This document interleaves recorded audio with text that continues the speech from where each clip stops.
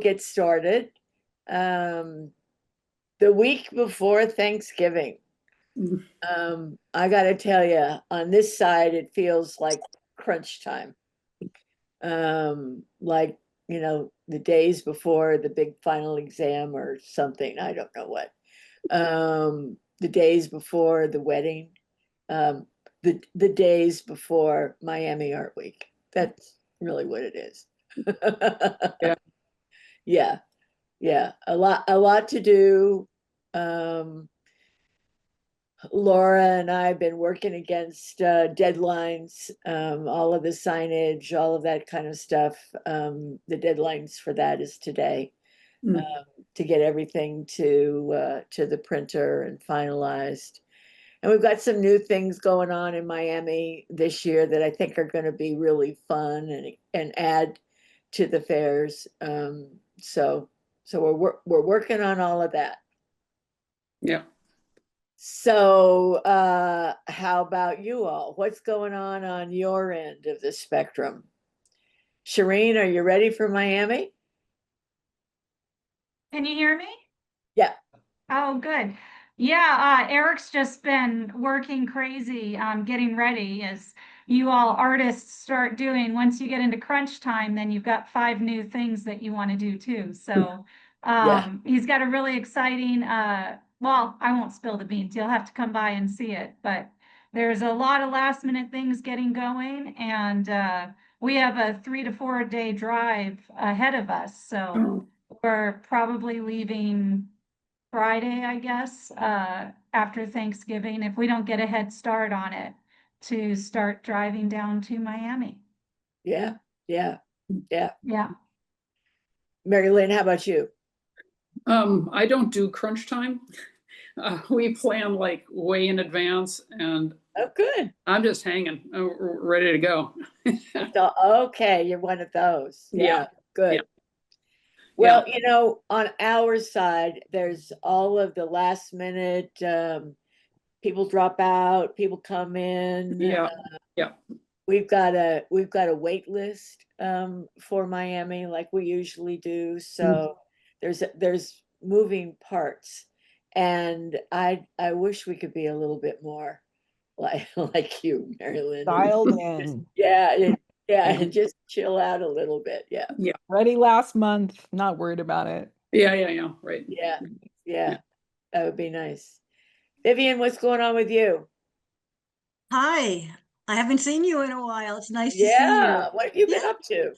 I've been Hmm. just doing more art, and I've shown a lot this year, which has been really great. Good for I you. was at La Fonda in October, and then I have another residency there the weekend before Christmas. So I'm jamming, getting some things ready for that.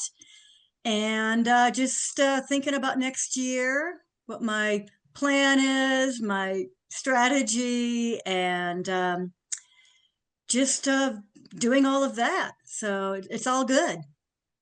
Great. That's good. And Linda, how about you? What's going on in your neck of the woods? Still pretty quiet. Okay. Just continuing to work on clay and getting out and photographing a little bit more and playing with my new camera, and which is Oh, always fun. yeah. So that's about it for now. Okay. Sophie, how are you? What's happening? I'm doing good. I'm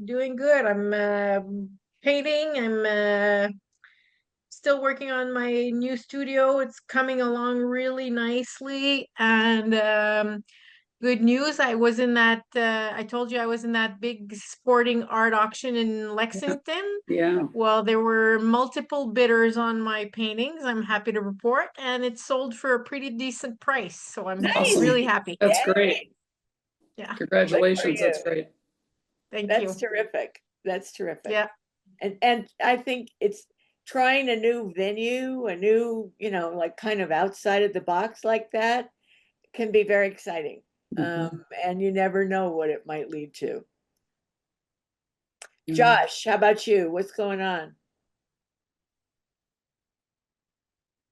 Maybe Josh isn't connected in a way to talk with us. Listening, Okay. auditing. All right. All right. Okay. Well, today what we wanted to talk about was the rest of 2025 for those of us that'll be in Miami. We know what that's all about. But I think more than, doing the fair, and certainly it's it's a big deal. It's the biggest art event on the planet. And being a part of it is really special and terrific. But I think it's what happens after that, the follow-up, the opportunity that comes out of that, and making the most of that. But if you're not there, what are you going to do? And is there a way to almost tag onto it? Remember, you've got a relationship with Redwood. You're part of the artist club. You can use the artist club logo. You could use the Redwood logo. You can use the logos of the fairs that you have participated in, and make that part of your marketing drive now through the end of the year. So those are just a couple of ideas. Beyond Miami Art Week, is there anything else that's on anyone's agenda?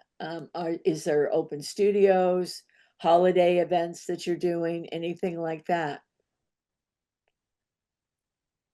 Sophie. Yeah. Linda, Yeah. is it a good, you remember at Santa Fe Artist Club, we had got a little bit of information on, I think it was called geo marketing or something like that. Yes.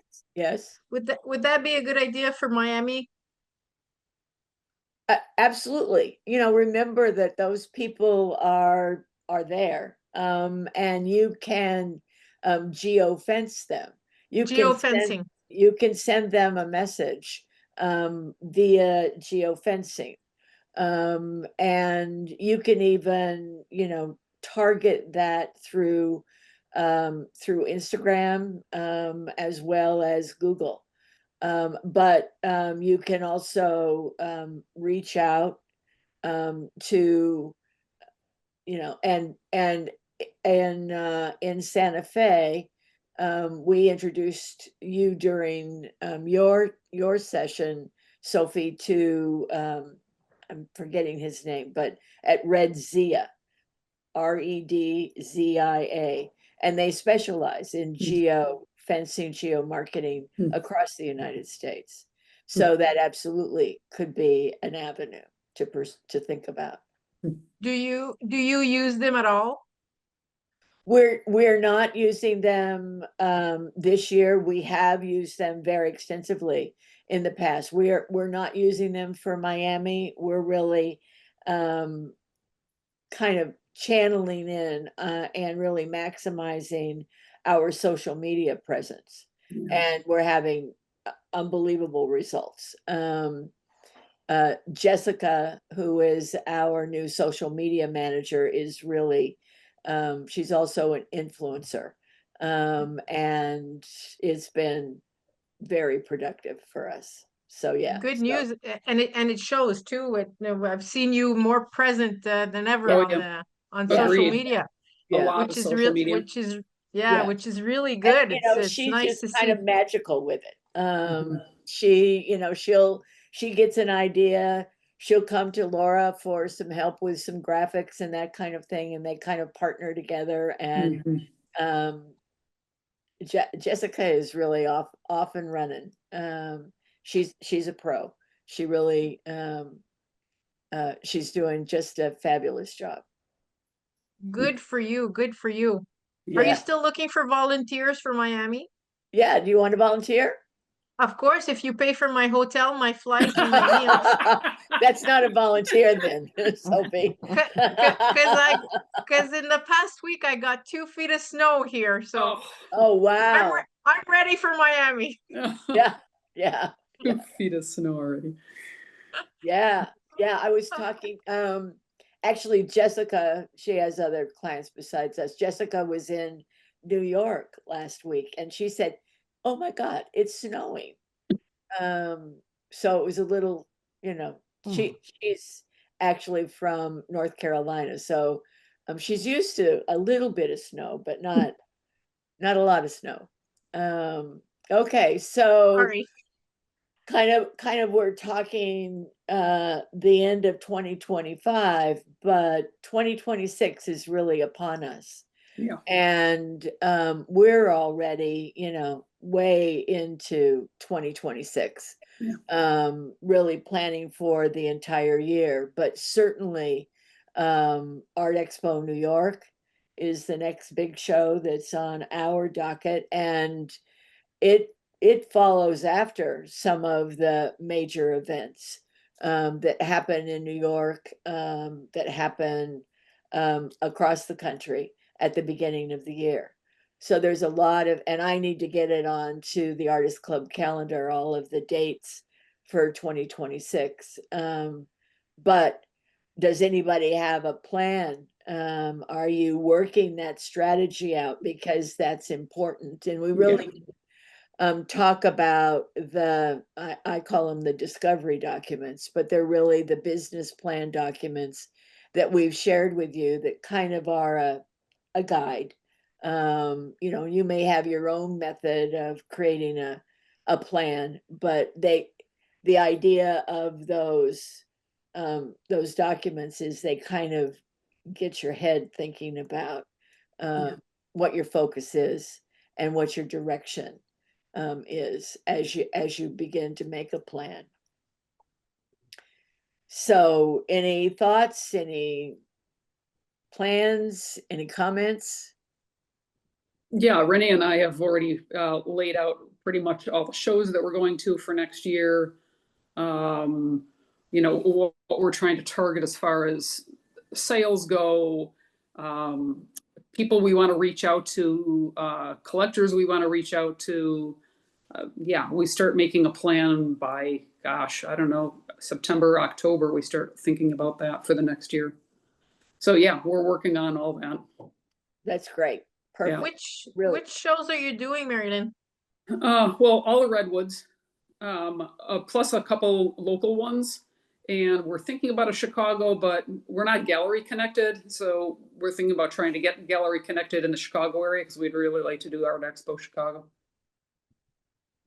We're thinking about Chicago too. Oh, I'd love it. If you guys were thinking about Chicago, I'd drop Expo in a heartbeat. I mean, not New York, but Chicago and go with you guys for sure. Yeah, well, we'll see what happens. We're We'll see what driving happens. distance from there. Yeah, we're Same. Linda, Yeah. when are you thinking of doing Chicago? In 26? I don't know that it can work in 26. Yeah. Maybe. We've got a few ideas. Yeah, I'm sure. Yeah. On the planning board, and you know, some of it is really just making connections, figuring out what else is going on in the country as well as in the world. Mhm. And how, you know, if we're gonna start a new show, then how does it slide into Yeah. Where does it slide in? that greater calendar? Yeah. You know, in order to make sure that it makes sense. Yeah. And that it makes sense for exhibitors, because there's, you know, all of the exhibitors that normally do our shows, the big galleries that do our shows do, you know, certainly do other things, and we know you do other things. So how does a new fair slide in? So maybe something additional for fall 2026. Where San Diego used to be. Yeah. Yeah. Yeah. We really want to, if we're going to add a new fair, then we're going to do it in a major city. That'd be great. Yeah. Have you ever done LA or thought about LA, or is that too much of a behemoth or? We would love to do LA. The challenge with LA is finding a space at the right Mhm. time. Right. Yeah. There were a couple of really great spaces that could have really worked well for us, and they're no longer doing Mhm. fair type, trade show type events in their space. Yeah.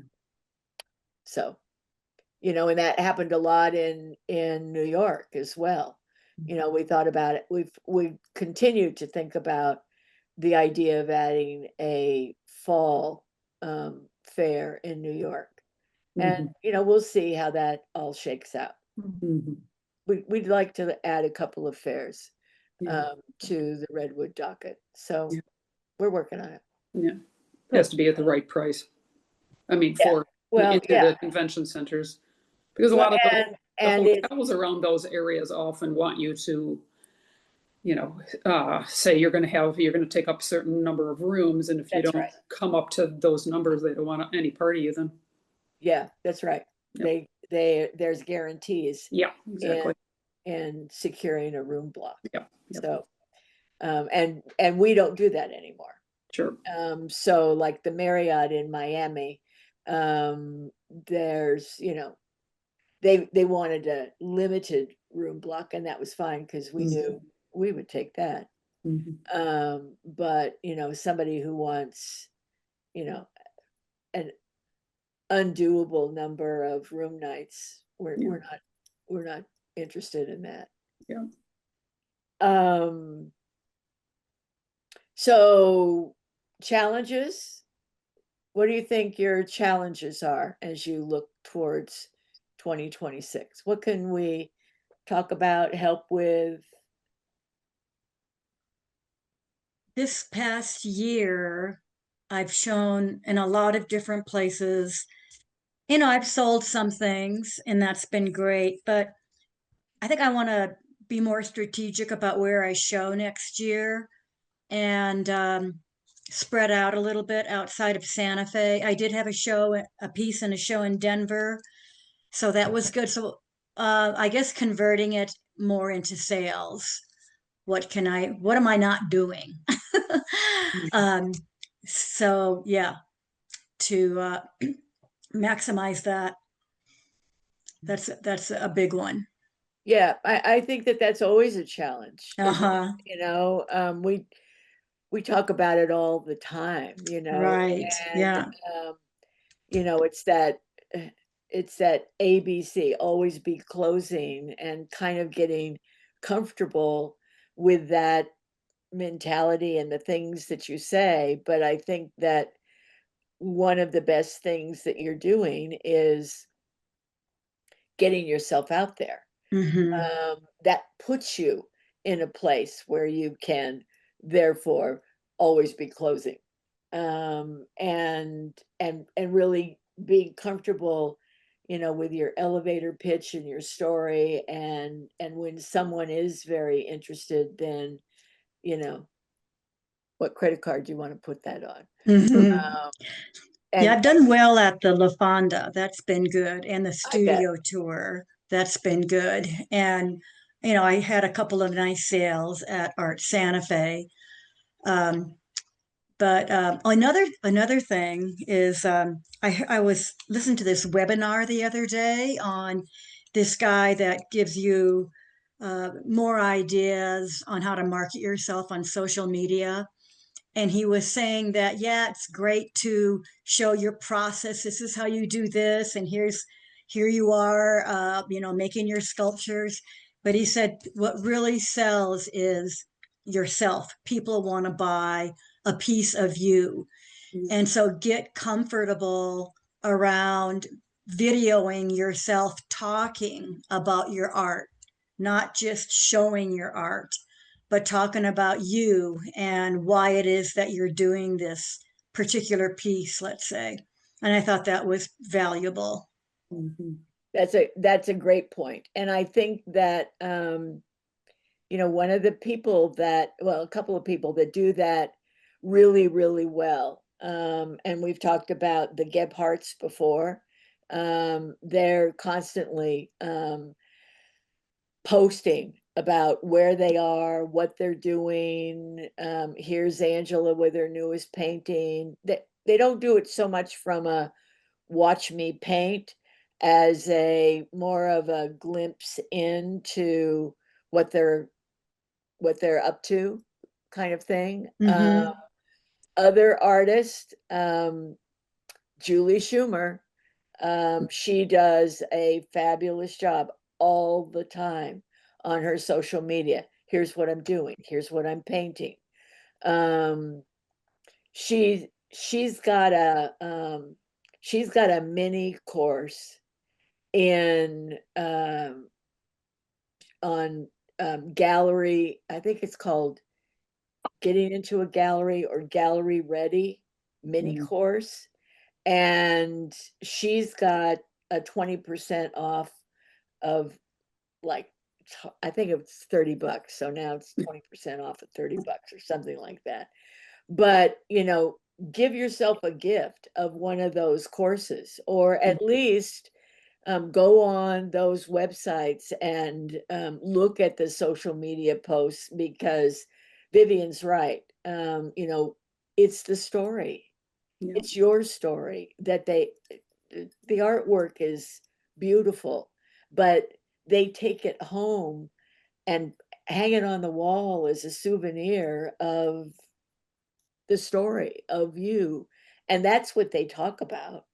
They don't talk about, this is cadmium blue or whatever it is.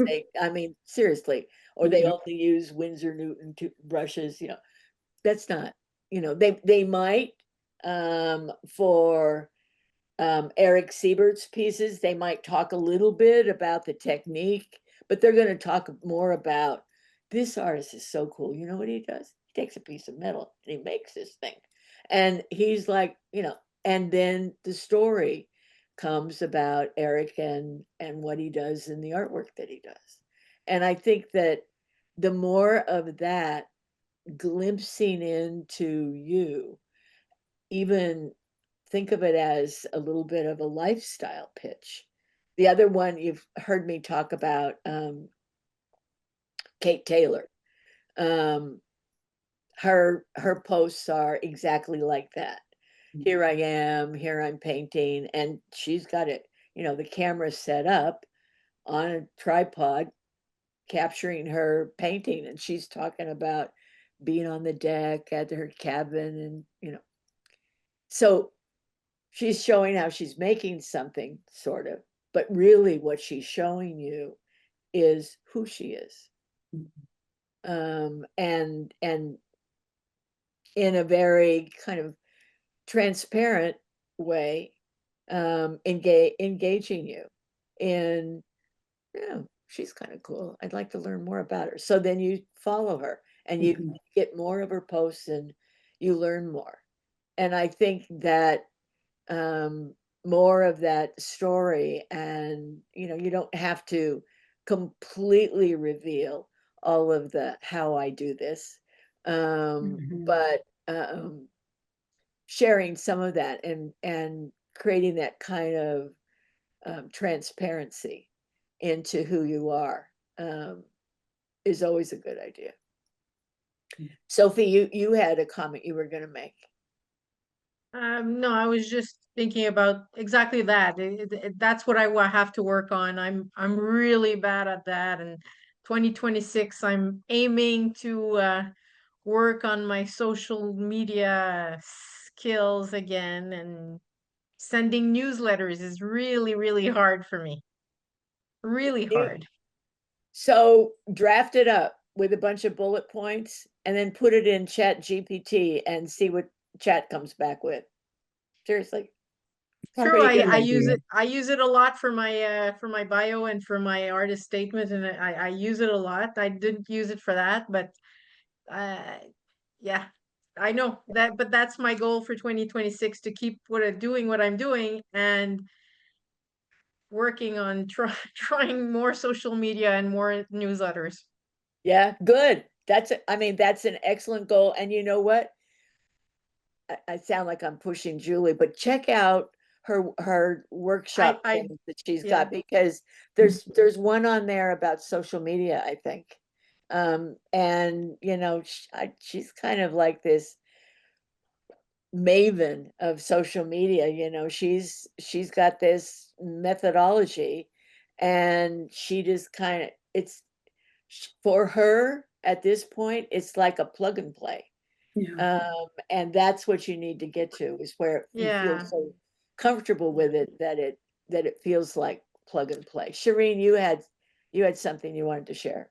Yeah, I just kind of wanted to pick your brains, and we're talking about social media, and Sophie just brought up newsletters. And I've noticed, you know, both with Eric's art and us promoting that, and with my business, um, just kind of an overall fatigue with email and marketing that way. And I've been getting heavily into using Chat GPT and all of that, you know, generating content and learning about that. And it's so interesting, because basically you're using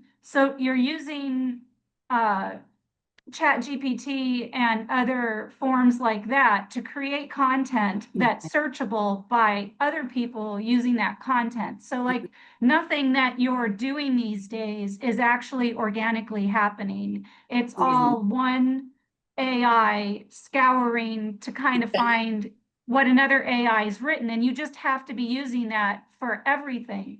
And I'm just curious, for you folks at Redwood, in your marketing and everything that you're doing, where are you currently seeing the most traction? Because for me, it's very little by email.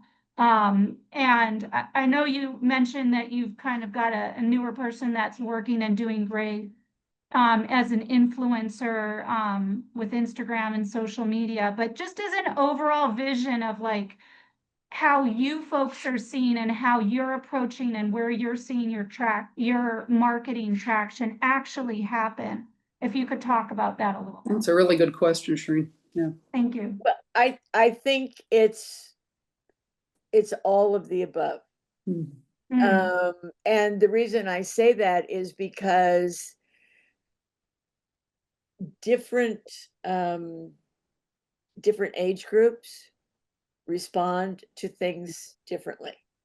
And you know, one of the things that we realize is that we absolutely, and in the art industry in general, you need to continually foster bringing in younger, newer clientele.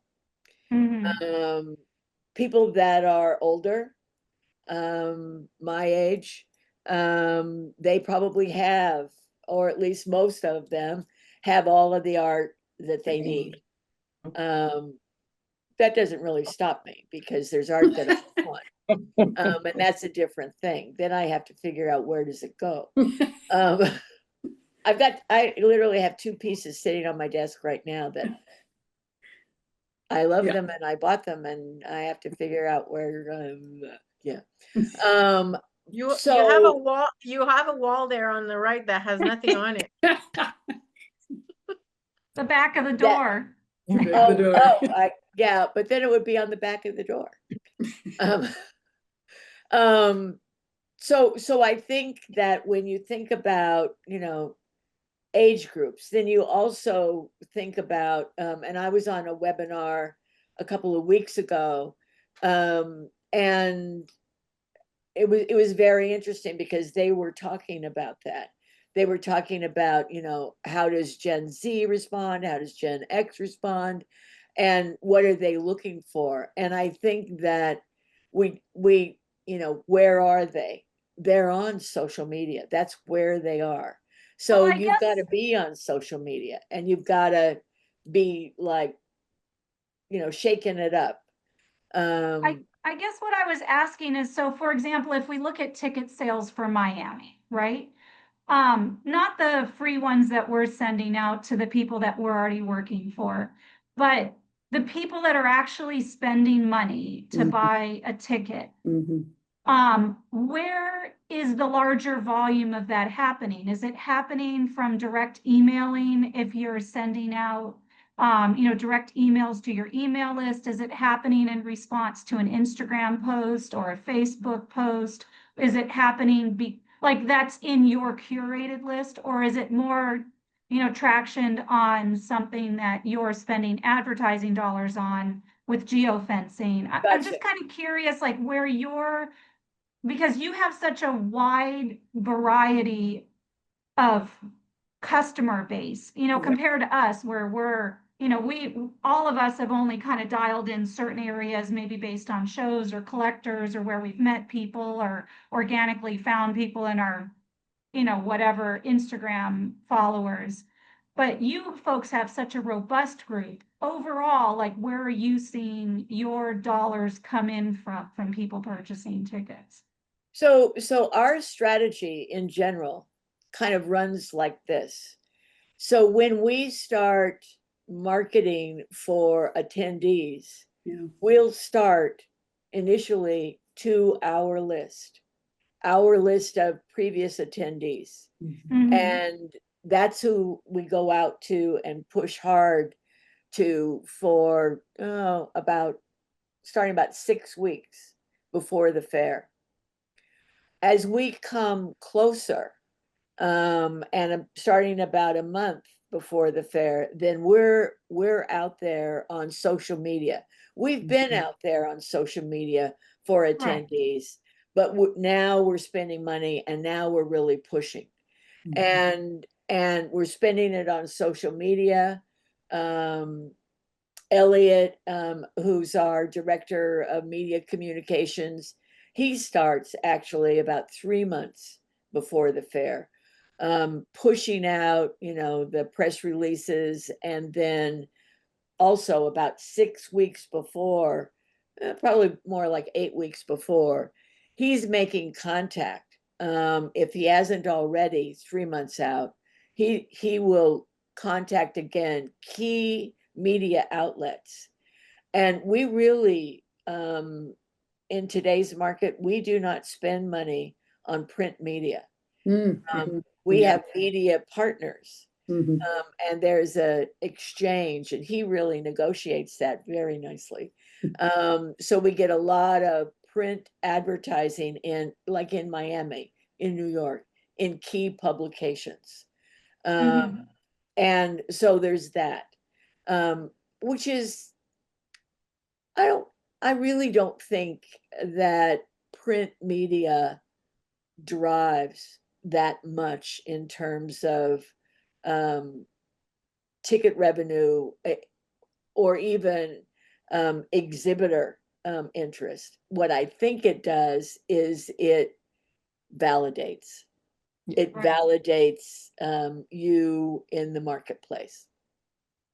So it's nice. And maybe And a little extra exposure.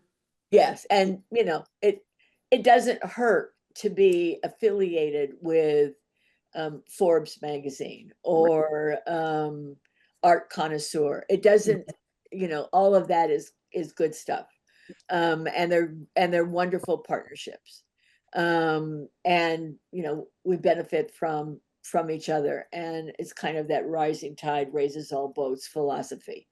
But then now, beginning a month before the fair, we hit it hard on social media. We're paying for social media to boost our position, and we're posting on almost a daily basis, and we're continually messaging out on social media about ticketing. And then we're also, not every day, but most of you are on our email list, so you see all the emails that we send out. And those emails, the attendee emails, go out to a very broad list. And we'll include, not all the time, because we don't want unsubscribes. So there's a bit of a strategy in Yep. there, but we'll include, the New York attendee list, will include the San Diego attendee list and so forth for a fair like Miami or a fair like New York, where people may come for that kind of an event. So it's really a mix. And we've maintained, last year we started a newsletter, and the newsletter was a twice monthly newsletter. And we've pulled that back to a once a month newsletter. This month we did it twice. And the newsletter that just went out this morning was all about Miami. And when we look at those newsletters to kind of learn what kind of what's our open rate, what do they click on, if there is and Laura pointed this out to me, because when I wrote the newsletter I didn't have the destination in the subject line, and she said, I think we should have Miami Art Week in that subject line. And she was right on the money in terms of that, because what we found is that when there's a destination in the subject line, it might be Tokyo, but when there's a destination in the subject line, we get more opens. Yeah, people click on it. Yeah. So yeah. So that, it's like, what's that about? What's Tokyo about? Or what's Paris about? So they open it. They may not have any intention of going to Tokyo or being in Tokyo, but it's, if nothing else, it's a curiosity factor. And I think a newsletter, different than an email, can carry the message in a different way, kind of third person removed, right? Instead of, hey, it's me, and I want to tell you, to do this or do that, buy a ticket, kind of thing. So a newsletter kind of gets that message across in a more distant way. So it's a mix. It's all of that pulled together. But that's our general strategy of how we approach it for every single fair. So it really starts, 3 months out and then comes in. Thank you. Yeah. So for our next call, we will have a call for December, be right before the holiday, which will be fun. And we'll talk about what happened in Miami, and if you're doing some things to promote yourself, even if you're not in Miami, around the idea of everybody focused on Miami, and you're an artist, and what are you doing? You remember one thing for sure, and that is, this is the highest buying time for artwork of the year. So make it work for you. And we're always here. If you need anything, give a shout. And those of you that'll be in Miami, I'll see you soon. Have a great Thanksgiving. You too. And too. we'll be talking. Yeah, Good to see you all again. Good to absolutely. see Great to see everybody. Good luck in everyone. Miami. Have a good time in Miami. Wish you luck to Yeah. everybody who's going to be there. Thanks. Absolutely.